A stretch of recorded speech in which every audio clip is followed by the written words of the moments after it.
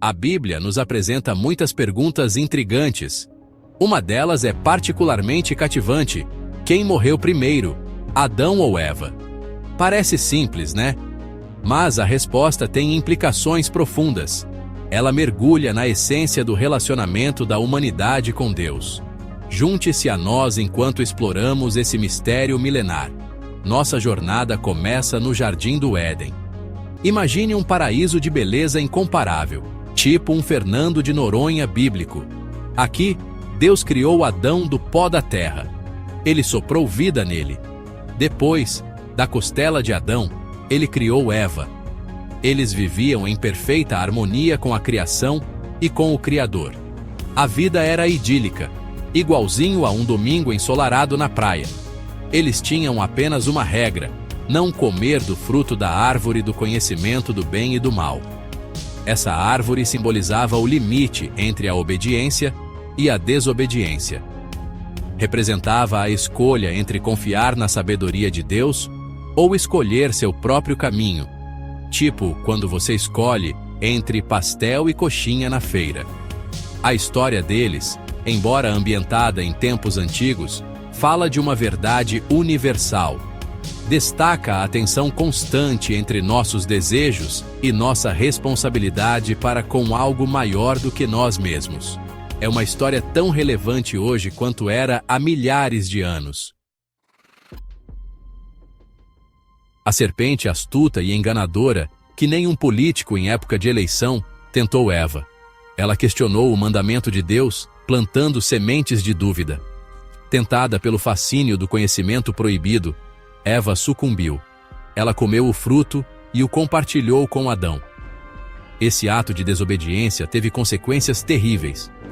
O paraíso foi perdido. A harmonia que eles desfrutavam se desfez.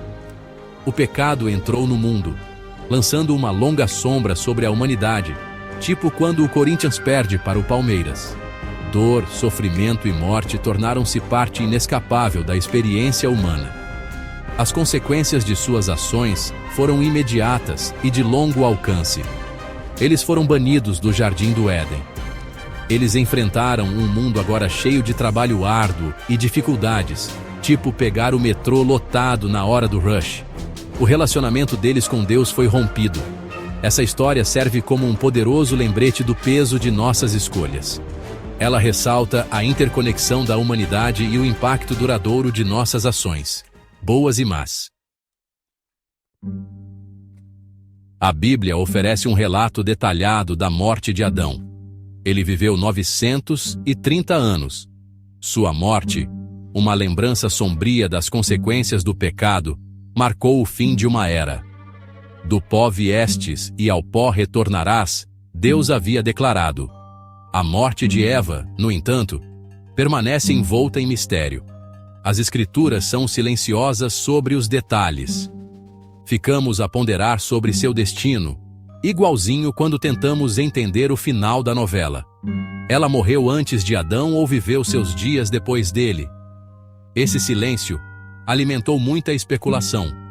Alguns acreditam que sua morte não é mencionada para enfatizar o papel de Adão como o representante da humanidade caída.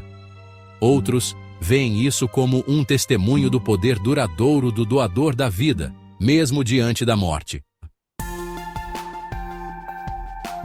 As mortes de Adão e Eva não foram meros eventos biológicos.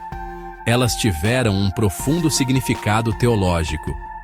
Marcaram o início da jornada da humanidade da separação para a reconciliação com Deus.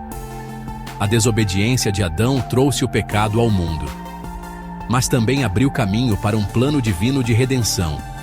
Por meio de Jesus Cristo, o segundo Adão, a humanidade recebeu um caminho de volta para Deus. Embora envolta em mistério, a história de Eva também oferece um vislumbre de esperança. Lembrada como a mãe de todos os viventes, ela representa a resiliência da humanidade, tipo a garra do povo brasileiro. Sua história fala do poder duradouro da vida e da promessa de novos começos. A história de Adão e Eva não é apenas uma história de perda e desespero. É uma história de esperança e redenção. Ela nos lembra que mesmo diante da morte, o amor e a graça de Deus oferecem um caminho de volta para Ele. Ela nos encoraja a refletir sobre nossas próprias vidas, a buscar perdão por nossas falhas e a abraçar o poder transformador da fé.